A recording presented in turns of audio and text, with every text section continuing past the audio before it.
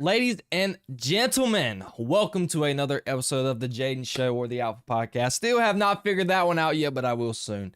Thank you guys for joining me. I am your host, Jayden, and I got an action-packed show for you guys. And again, thank you guys for joining me. We got a couple of good topics that we're going to talk about today. We're going to talk about some DCU stuff when it comes to Supergirl, Wonder Woman. Then we're going to react to, well, not react to. I'm going to give my thoughts on the Mortal Kombat 2 trailer that released yesterday, and I'm going to tell you right now, I wasn't pretty enthused. We're going to discuss that. And lastly, we're going to discuss Micah Parsons having some contract issues with the Cowboys. Not shocking, because it's the Dallas Cowboys, and issues are their mental name. But before we get into all that, do not hesitate to hit the like button on the podcast, subscribe to the channel, subscribe to the podcast, check out my other podcasts on Apple Podcasts and Spotify. And without further ado, ladies and gentlemen, let's get right to the show. Slurred a little bit of speech there to start off the show. I don't know what's going on with that, but I can tell you guys right now, I went to go watch Superman yesterday, and I have to say, it was way better the second time. Just a little disclaimer. I know I'm going off topic, but I got to really just tell you guys really how much I enjoyed that movie. It was such a blast. I had so much fun. If you guys have not seen it yet, please go out and see it. Go support the movie. The box office numbers right now for it so far are okay. It's not the best. They need to be a little bit better, in my opinion. But it's a solid start for the DCU. But I have to just admit, man, I had so much fun watching the movie again yesterday. Way much better the second time than the first. It's just a great movie. Great movie. Y'all need to go out and watch it. And I had a great time. But all right, guys, we got off topic a little bit. Let's get right to the show. Supergirl. I could have talked about this Wednesday, but I already had my show written up for the week. Basically, we got our little teaser or first look at Supergirl. She is going to be, well, she should be featured in the very next film. I know I got it right here right here in my lower third. It is the next movie set in the DCU. Ladies and gentlemen, I don't know what is going on with me right now. I'm slurring my speech so bad. Whew, I'm lock in. All right, let's get to it. It is going to be the next film set in the DCU. But before that, we're going to get Peacemaker, but it is going to be a TV show. But Supergirl is the next movie. And we got our very first look right here at Supergirl. And ladies and gentlemen, we got to look at some little bit of details here. The skirt, the belt, and the boots look different than the Superman movie. We can go ahead and spoil it. It is no spoilers. Supergirl was at the end of Superman. She showed up, crash landed in the Fortress of Solitude at the end of the movie, drunk because she went from a planet with a red sun. And, you know, a lot of people weren't fans of the introduction of Supergirl because she called Superman a B-word. And it was just an added list of reasons why people didn't like the film. People were trying to say that Superman wasn't being respected. And, you know, they were leading on to that argument because of what Supergirl did in this movie. She called Superman a B. And James Gunn has told us that he's going for a Supergirl based off the latest comic issue by Tom King. It is a pretty famous run from Tom King. It was Supergirl, Woman of Tomorrow. And that is inevitably the title of the film. But I think he's just going to end up just calling it Supergirl instead of Woman of Tomorrow, which is smart to do. But, so this is the kind of Supergirl that we're going for here. James Gunn is going for this Supergirl. She is not a big blue Boy Scout like Superman. She's not nice. She's not very diplomatic like Wonder Woman is, and very just, she acting like royalty. I think he's going for this teenage party kid. Which, I'm not a comic book historian here, and I think I'm going to pull it up for you guys right here. Make sure you guys are able to see it. You should be able to see it. But, he is going for this party kid thing. And I have not read the comic book.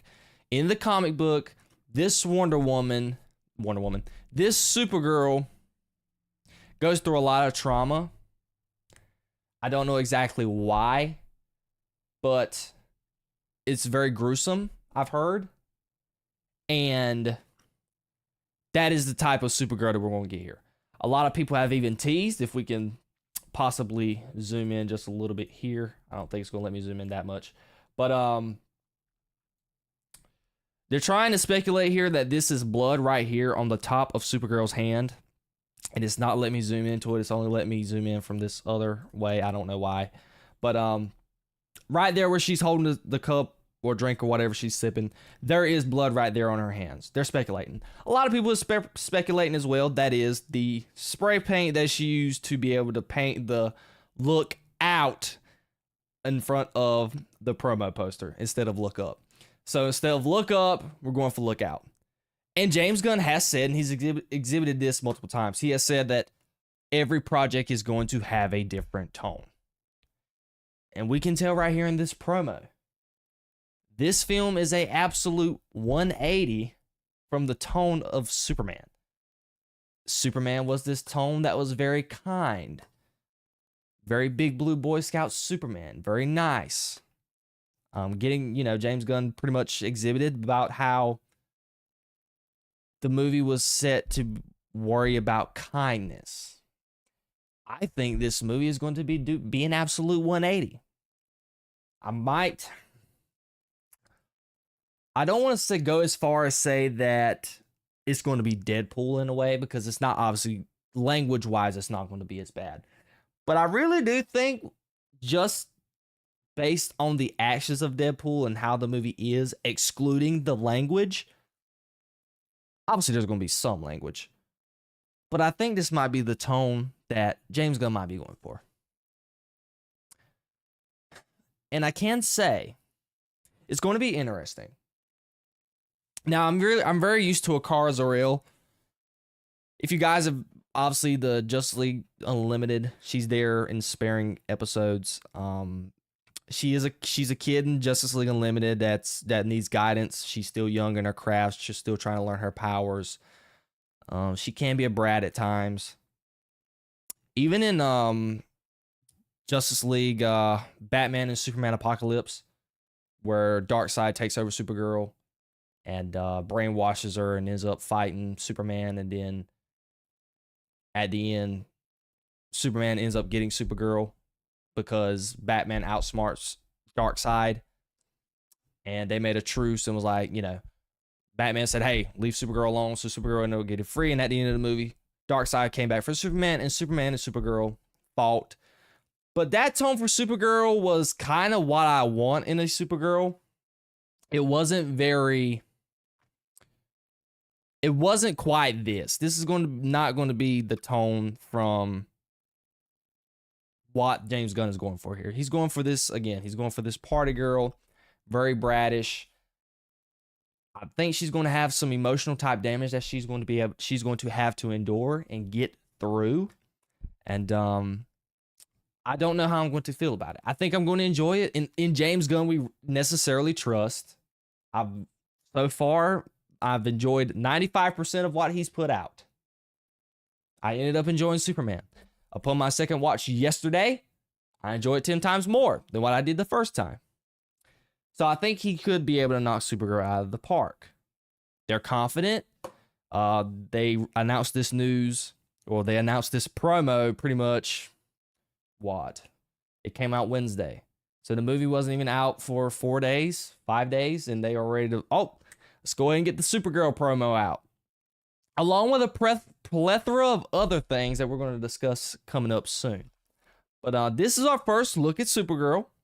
And we're just going to take one final look right here. Got the same emblem, new belt, new skirt, new boots. And she's telling us to look out. And Jason Momoa did comment under this post. I think it was on Instagram, though. It's not on Twitter.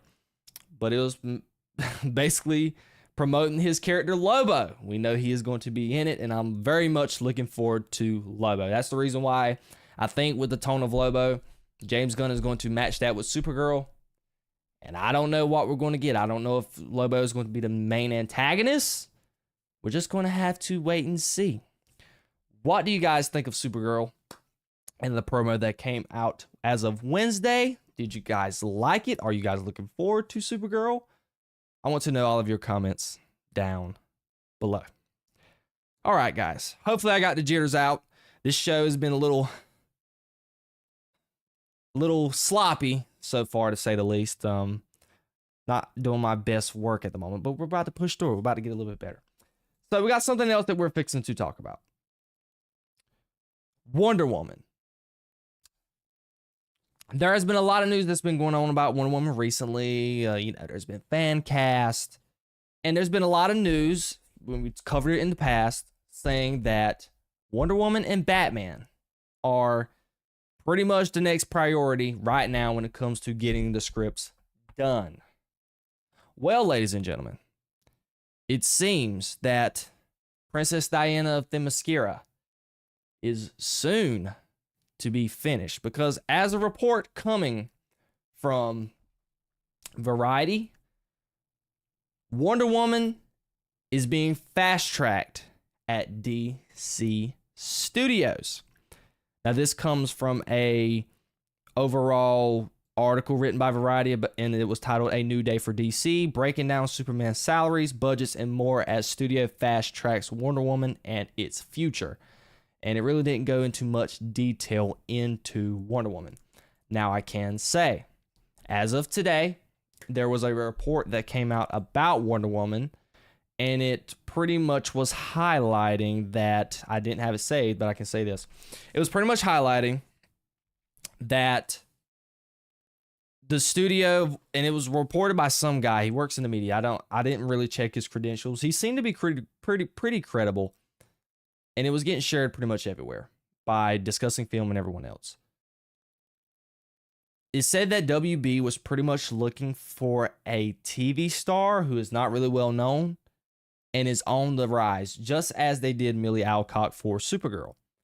And later, James Gunn seemed to debunk this by coming out and saying in whatever type of social media that James Gunn always uses to comment back on people. I still don't know what app it is, but he came out and debunked that. It said, no, this is not true. We're not casting anybody based off of their background. And he also stated they're not casting anything yet until the script is done. And I know that to be true because James Gunn has been saying this about all his projects. They're not going to move forward in production unless a script is done. So that is what we have so far about Wonder Woman. But I just wanted to discuss some things about what I particularly wanted to see in the film. Number one, I don't want it to be a love story.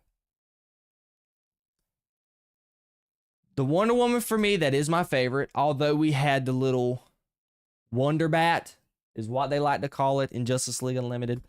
You had this little love affair with Wonder Woman, with Batman, flirting, this and that, but they never got into a really good, prominent relationship. Okay?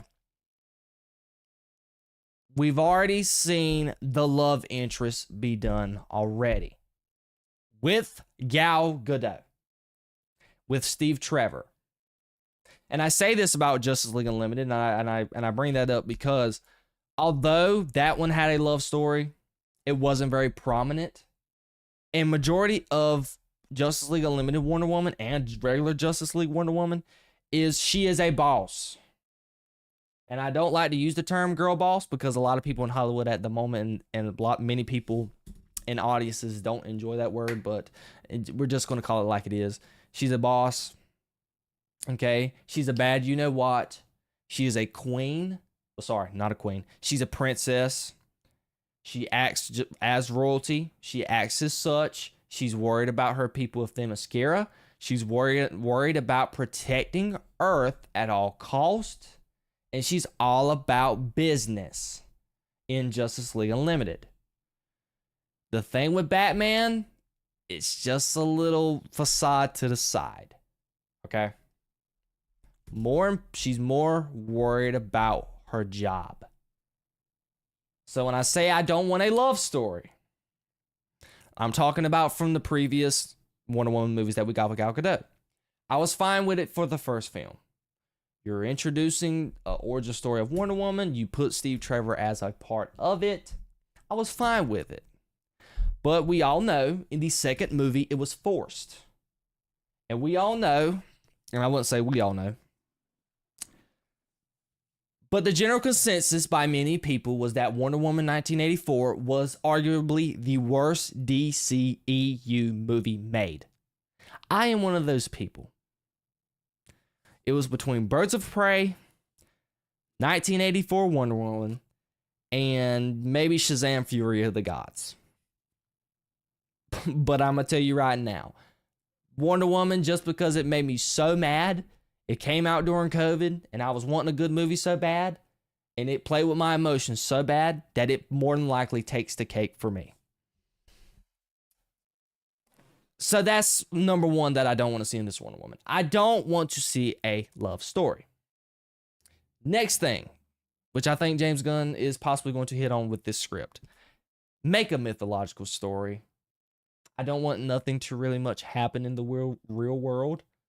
I want Wonder Woman, if it does take place in the real world, I want her to have a mythological villain. She did with Ares. You can possibly say she did it within a certain degree in the second Wonder Woman, because it was a mythological.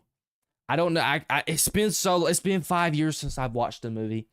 I don't know the quiet device that was being used. It was some type of wish. It was a wish movie. So they was using some type of something to wish something. So it was mythological to a certain degree. But I want like a Circe. I want some type of Greek mythology type villain in this upcoming Wonder Woman movie. And I would like it to be set in Themyscira. And I would like the final conflict to end up in Themyscira, to where we can possibly see her and her sisters help her battle the villain. That would be super dope. I know if you watch like Wonder Woman Bloodlines, the Wonder Woman Origin movie, Wonder Woman Origins, I think is the name of DC animated movie. Great films. Take some stuff out of that and put it in your Wonder Woman movie. So that's what I want to see. I want to see a mythological villain, and I want it to take place at a mythological type setting when it comes to Themyscira. That's mainly what I would like to see. Finally,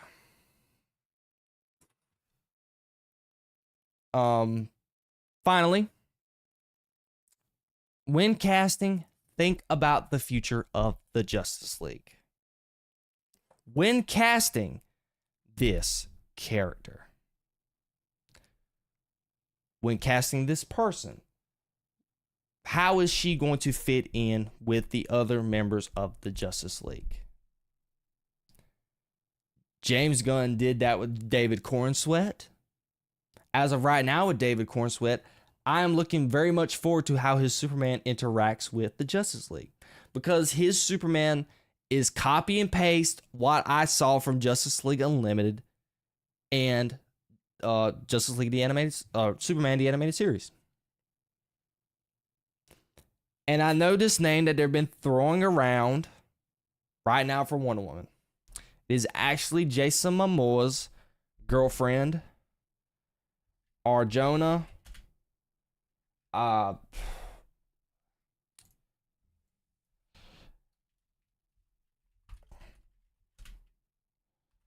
It is Adria Arjona. It is a name that has been thrown around right now for Wonder Woman. And I say emphatically, no. When I look at her, she is a great looking woman. Do not get me wrong. But she does not scream Wonder Woman for me. Not even in the slightest. When I look at her, I don't see her and David Cornsweet. It just don't look right for me. She's a good looking woman. Do not get me wrong. I'd like to possibly see. I would really entertain her possibly playing like Huntress, maybe. That's a good character that she would. I would actually love for her to play Hawk Girl. I think she would have really been a nice Hawk girl. Isabella Merced, they did her injustice. I still think she's got a lot to prove as Hawk girl. I don't like the way they done her character, but still, I really think Adria Arjona could have done a very good Hawk girl. But I just don't see her as Wonder Woman. I don't. But she is in the media right now. She is the heavy hitter, and a lot of people was talking about how you want Wonder Woman to be tall. That's not really a final silver lining for me. That's not going to be do or die for me just because of her height. I mean, I don't want to just cast a woman based on her height, because I saw where Angry Joe commented under somebody's post. It was like, yeah, I just saw that she's 5'5". That's not going to work. I don't want to pretty much just cast somebody based off their height. If she's short, fine. Put something in her boots to make her look tall, you know. But Arjona is just, it has nothing to do with her height for me. I could care less about that. I just think somebody else could be more fitted to play Wonder Woman. She just doesn't look like Wonder Woman to me. When I look at her, she doesn't scream Wonder Woman. When I looked at Gal Gadot, she screamed Wonder Woman.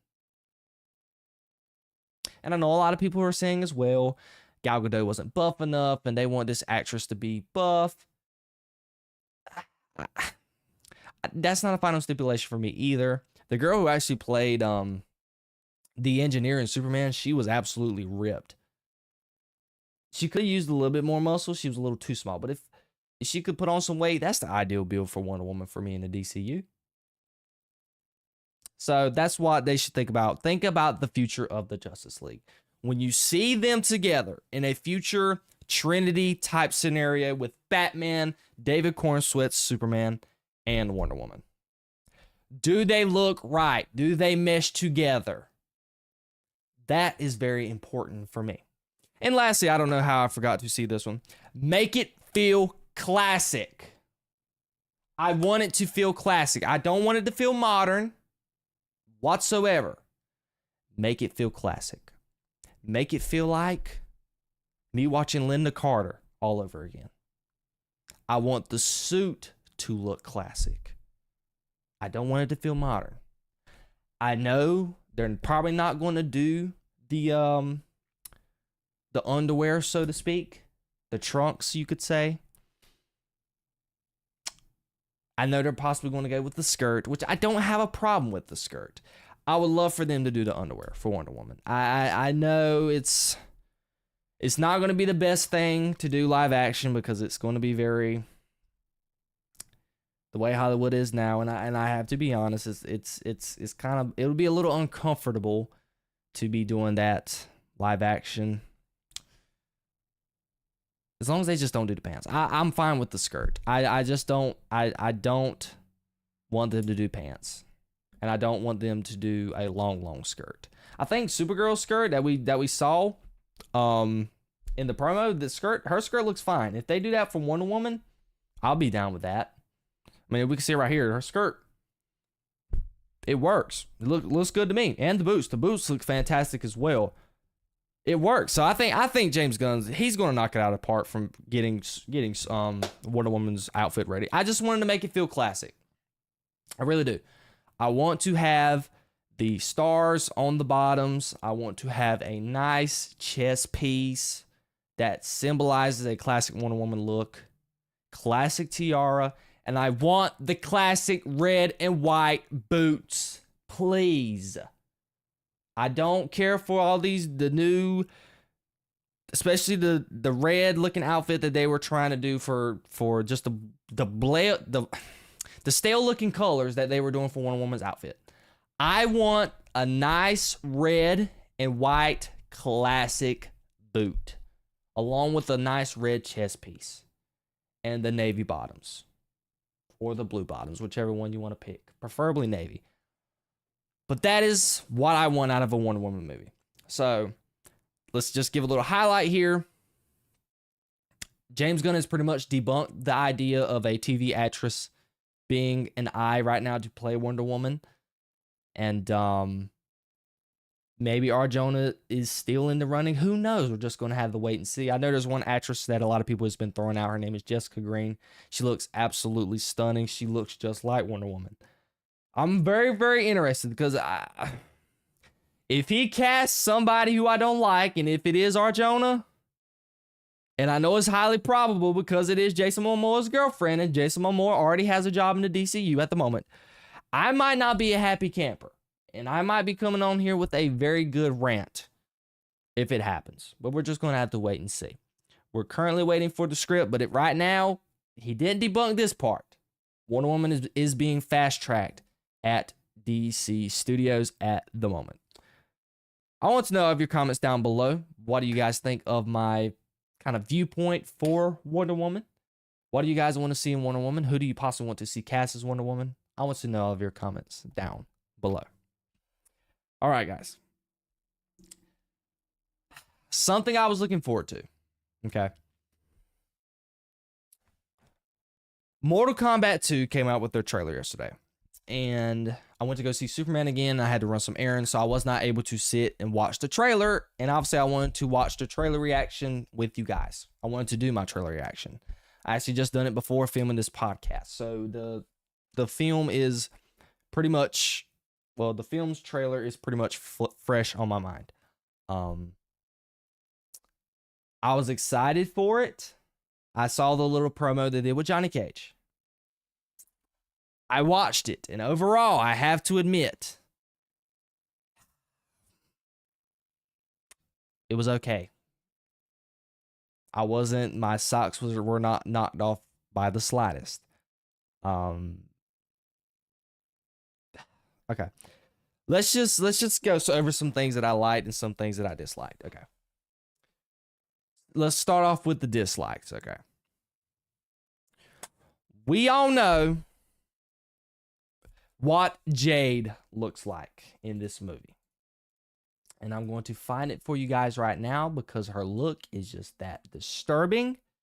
She's played by an actress that is very disturbing. But pretty much, this is her look. And excuse the language, but this is pretty much her look right now in Mortal Kombat.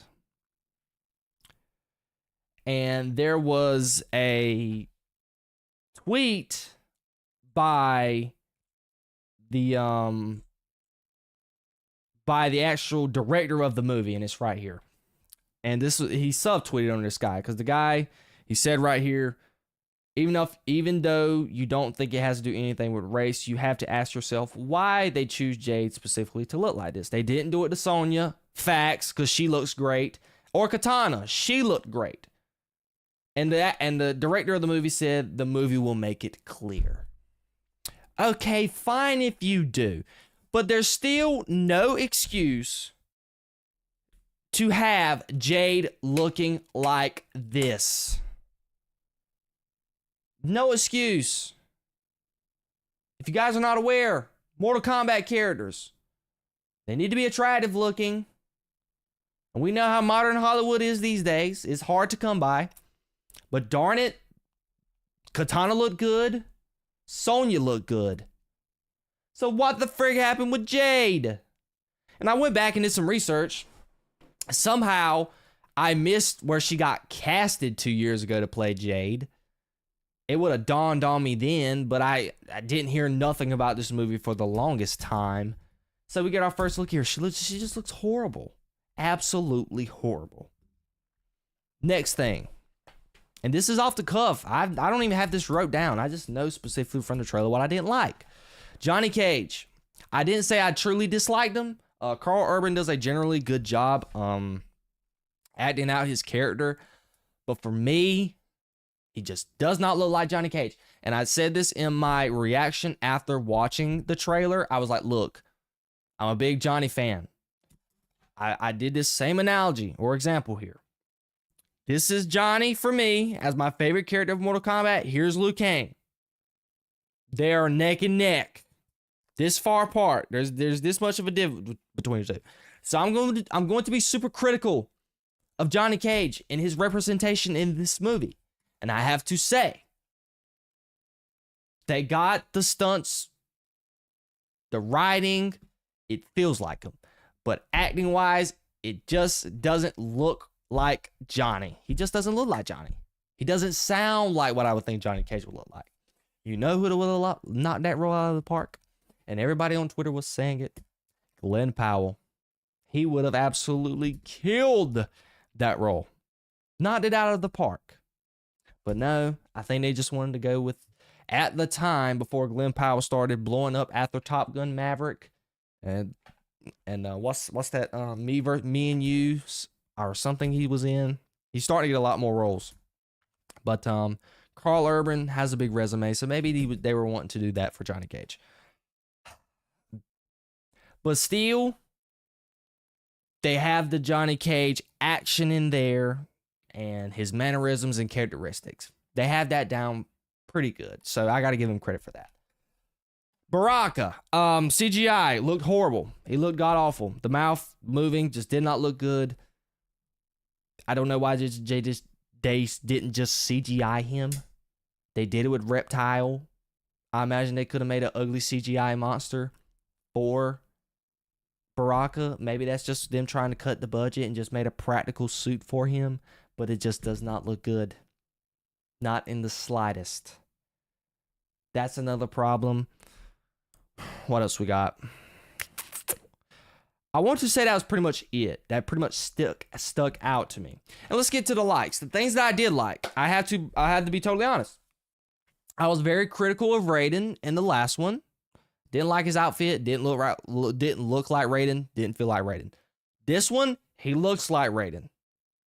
And he kind of, I can't say, I mean, he felt like Raiden a little bit. So that's a positive. That's a great thing. I enjoyed that. Sonya looked good. Kano was fantastic as always. He was arguably in the running for my favorite character in the very first movie. That man did an absolute chef's kiss. That dude put on a masterclass. What else am I missing? Scorpion. Got to see some more Scorpion. We saw him very scarcely in the first movie. Obviously, in the beginning, we saw him in human form, but demon form, he was there for 15 minutes, 10 minutes, if that. That's being generous. Got a good look at him. With Noob Saibot, my man. Hopefully, he comes back to life some way or fashion because he's already getting killed in the trailer. That looked good. I enjoyed that. Didn't see much of Liu Kang. Saw bits and sparing pieces of Kung Lao. Kung Lao's back. That's great. I enjoyed him in the first movie. Shao Kahn. He looked good. I like Shao Kahn. I like the way he looked. Jax looked great. Katana. She looked fantastic. She looked beautiful. She looked good with the mask on. I'm excited for that. So the goods outweighs the bads, obviously, based on how we're talking, but just by watching the trailer, I wasn't just wowed like I wanted to be for a Mortal Kombat movie. I can't quite remember how I really felt for the first one, because the first one came out in 2020. And back then, I was not really into media and trailers and stuff like I am now. I don't pay close attention to it. I think I really started paying close attention to trailers when Spider-Man No Way Home came out. That's when I first started getting really excited and really paid attention to trailers. But so I don't remember how excited I was for the first one. And obviously it didn't get released in theaters, and it was on HBO Max, and we watched it. And I left the film going okay, it was all right. Have not watched it again since then. And to this day still, I have not watched that movie again. So they're translating from the first film. The goods are still going with some things. Sonya looks good. Kano. Sub-Zero better be in this movie. He should be. So he's going to be great. He's going to be fantastic. Getting more Scorpion. And I think that's pretty much it. Raiden is better. That's a big positive. We're waiting to see what we're going to see out of Shang Tsung. But new additions we have that look great. Katana. Shao Kahn. I want to say that's pretty much it. So the negatives that are new is going to be, I'll put Johnny Cage in the middle as a just in between good and bad. because he's not very good, he's not very bad, he's kind of in the middle. So we're just going to leave Johnny in the middle. We'll say mixed with Johnny. We'll just say mixed bag. I enjoyed the characteristics and all that's in here, but just the actor as Johnny, he's just not doing it for me. Carl Urban, love the guy. He played in Thor. He played in The Boys. He's a great actor, but when I look at Johnny Cage and I see Glenn Powell, it's like, oh my gosh, it's right there. Because if you guys watch Top Gun Maverick, Glenn Powell's character is literally Johnny Cage. It's just a missed opportunity, but that's neither here nor there. So we'll put Johnny Cage in the mix. So the bad, obviously, Jade is the worst one of all. Baraka, and I think that might be pretty much it. I'm being generous. So although the trailer was a little underwhelming, I'm possibly saying right now, there's a lot more positives than negatives, as you can see. But the thing with Jade just ticks me off so bad, y'all, because it's just something that I will never truly understand with Hollywood, where Hollywood's not letting women be women. James Gunn did it perfectly in his recent Superman movie. Women were women. Women were good looking. I tell y'all right now, there was more good looking women in the recent Superman movie than there has been altogether for the past 2 years. In just movies. Women altogether. And I know that just did not make any sense, and I'm about to retract this. Let's run this back. Run it back. Okay. In general, the women in the Superman movie are the best representation of how women should be in a movie since all the woke bullcrap era started in a movie. There we go. Let's just say that. We'll go with that. Women look like women. There was cleavage. The women were good looking. And it was just great to see. This right here, ladies and gentlemen, this is just not attractive. And we're coming from, and we're going to, I saved the picture specifically for you guys of the video game representation here. Ladies and gentlemen, here is the picture of what she looks like in the video games versus what she looks like in the movie. You see the difference? Now, I'm not about to sit here and say she's supposed to be, all her female characteristics are supposed to be really copy and paste of what she looks like. And obviously, this is not the accurate representation in the game. Let's look at a more accurate representation in the game. Okay, here we go. This is a far more accurate representation of the game. And let's just take it a bit further.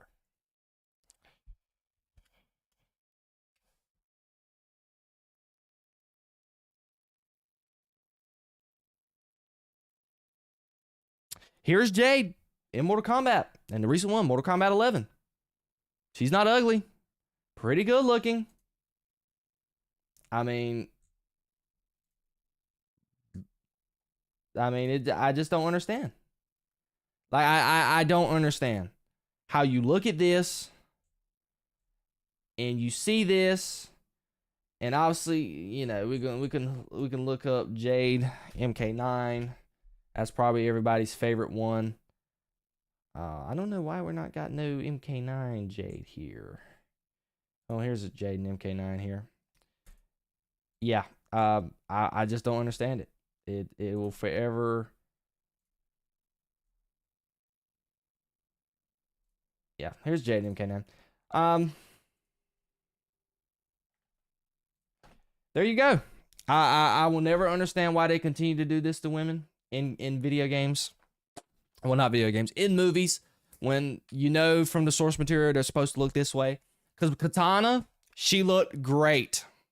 She looked really good. I enjoyed how she looked, because I think I have Katana in.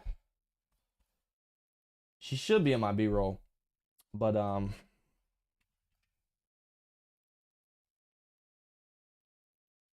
see here. got Katana in the movie.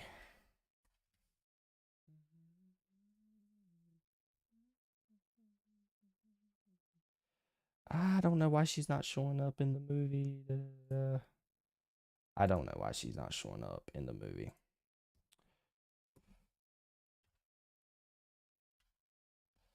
All right, hold on. Let's see here.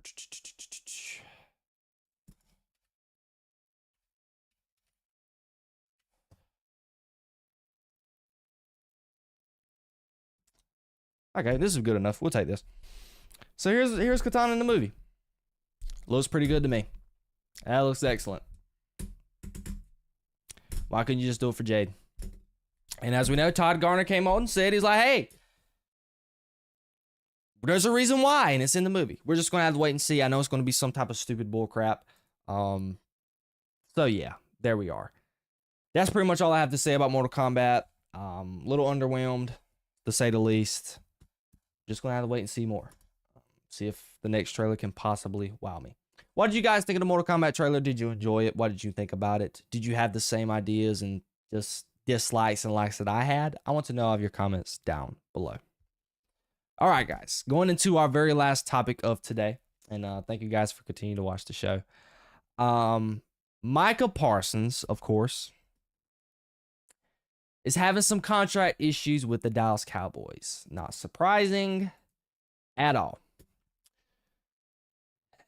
Recently, he was on The Undertaker's podcast, and The Undertaker asked him a question about his contract. And ultimately, he was saying to the point where it was like, yeah, you know, I'm still hoping to get paid, blah, blah, blah, blah. And, you know, he was frustrated on the reasons why.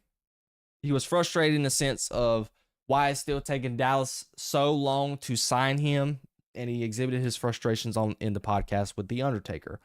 I'm not going to show the footage, but we're going to read the article here from Adam Wells by Bleacher Report. Micah Parsons expressed his frustration over the state of contract talks with the Dallas Cowboys in an interview with WWE Hall of Famer The Undertaker. Appearing on the 6 Feet Under podcast, Parsons said he quote, wanted to do the contract last year, and he doesn't understand why the team is dragging his feet now. Obviously, ownership's always going to make it drag out, make it more complicated than it needs to be. Lack of communication. That's all we need to see right there. This is just so frustrating. I don't understand for the life of me why it is so hard to sign the best player on the roster. Pound for pound, right now, is the best player on the Dallas Cowboys. He's your number one guy. He sells the most jerseys on the team, I imagine. He has the most media appearances right now. Yes, Dak Prescott may have all the advertisements at the moment because he is the quarterback. But overall, Micah Parsons is on Bleacher Report. He's everywhere. On the internet. He is the most seen figure for the Dallas Cowboys. And yet, he has been in the talks for Defensive Player of the Year. I think he won Rookie of the Year. He's a top 3 pass rusher. And he's not even a pure pass rusher. He's just an all-around defensive player. He's a top 3 to 5 defensive player. And yet, he's going into his 5th year? Should be? Or is it 4th? He's going to his 5th or 4th year. I don't know. But there's no reason, because he was in the same draft class as Jamar Chase. There's no reason right now that Micah Parsons should not be paid. At all. And we say this because as of yesterday, TJ Watt got his extension with the Pittsburgh Steelers after he's held out. He held out of minicamp. He was he told the Steelers and he threatened to be holding out of training camp as well because training camp starts next week for most teams. And yet they got the contract done. Gave him $41 million. $1 million more than Myles Garrett. And then we're going to beat the dead horse here. Max Crosby, TJ Watt, Myles Garrett, Brian Burns, and a plethora of other players and edge rushers have been paid except Micah Parsons in the past couple of years. We could have got Micah Parsons signed for around $30 million. And in comparison to today's defensive end market at the moment, that is an absolute bargain. Bargain. Because I think Joey Bosa's getting 34. And that we should have signed him before Joey Bosa got paid. And Joey Bosa got paid before last year. Before last year's season even started. Micah Parsons hasn't even had any health issues. Joey Bosa's had an ACL tear.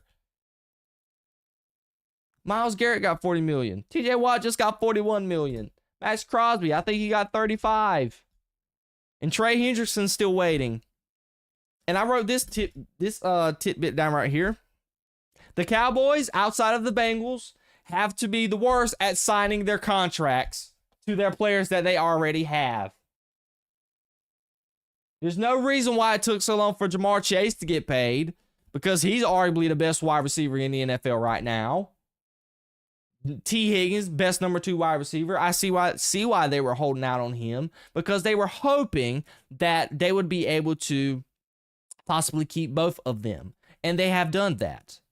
But they've done it at the discretion of not having Trey Hendrickson signed, when for the past 3 years, he has been the sack leader for your franchise. So the Cowboys and the Bengals are playing who can be more idiotic as a franchise when it comes to signing your own. What has Micah Parsons done to not deserve his money? Y'all name me one thing down in the comments right now. I'm waiting.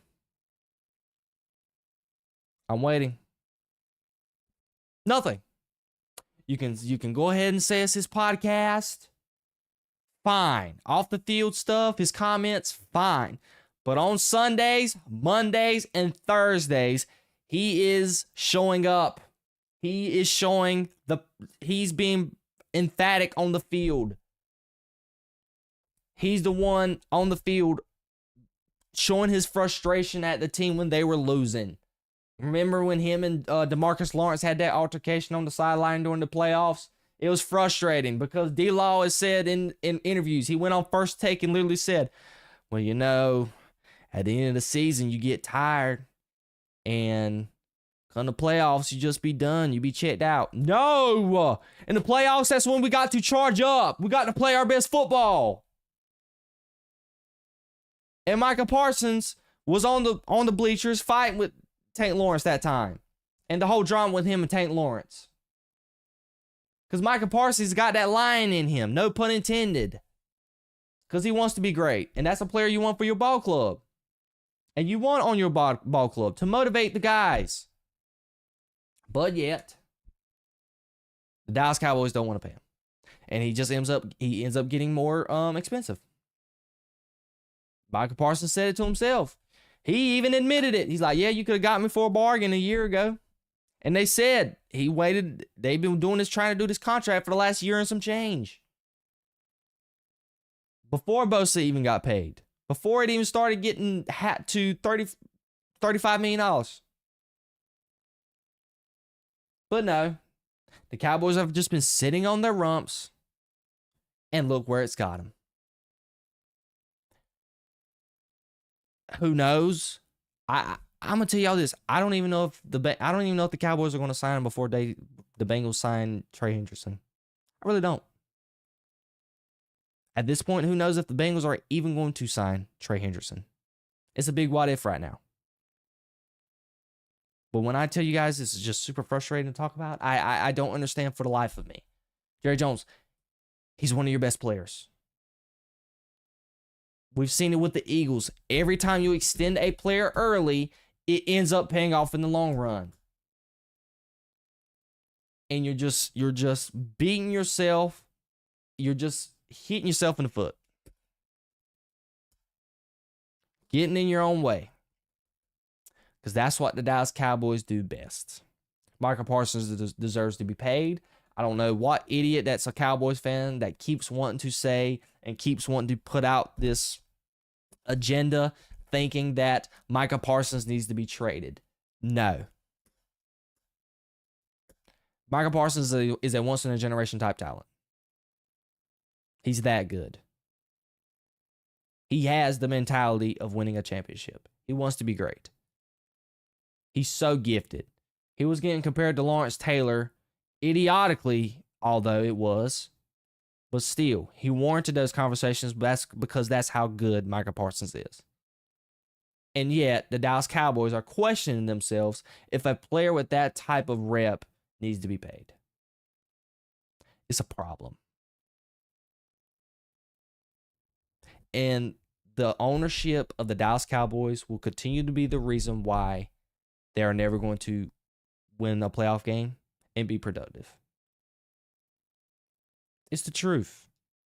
Jerry Jones and company are the reason why the Dallas Cowboys single-handedly aren't competing come January, late January.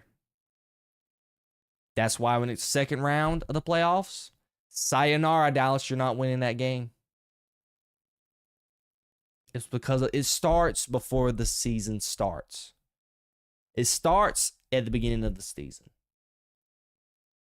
How the franchise is run. What type of mentality does the team have? What's the culture? All of that is established before the season and is the reason why you go on to win championships.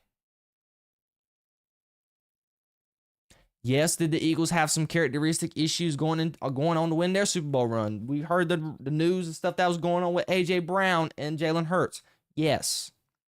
But still, they ended up doing and going on to win the Super Bowl because during the season, everybody was on one accord. Although the media tried to put this image on the Eagles head coach Nick Sirianni, but they went in there, Howie Roseman and the crew, all in one accord, same culture. They knew what they wanted and they went for it. No type of distractions in their way when it comes to contracts, drama, or anything before the season started. And during the season, Jalen Hurts was on the microphone with A.J. Brown saying, nah, none of that stuff ain't real. That ain't that big of a deal. And they went on to win the Super Bowl. With the Dallas Cowboys, it is a constant circus. A constant circus. It's frustrating. And it's nothing is going to change. And Micah Parsons' contract situation is another reason of why it's never going to change. So that's all I have for today.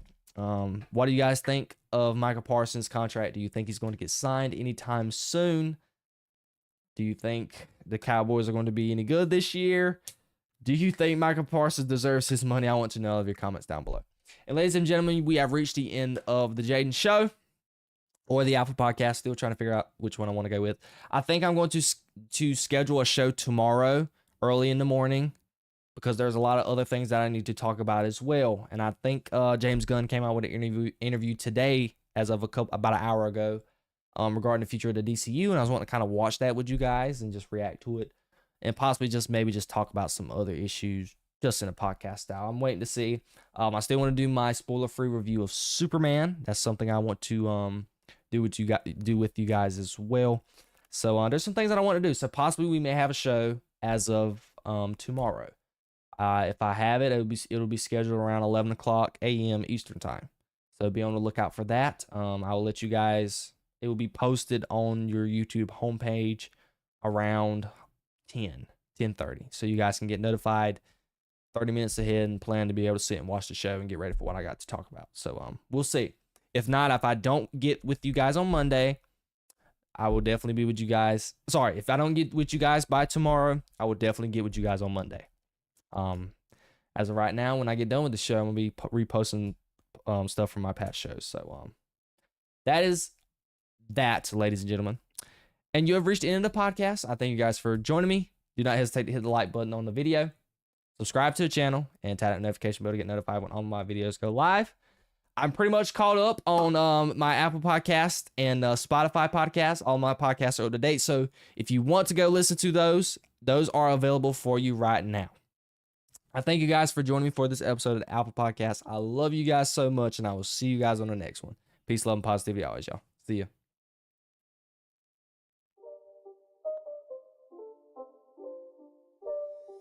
It's not a game, it's a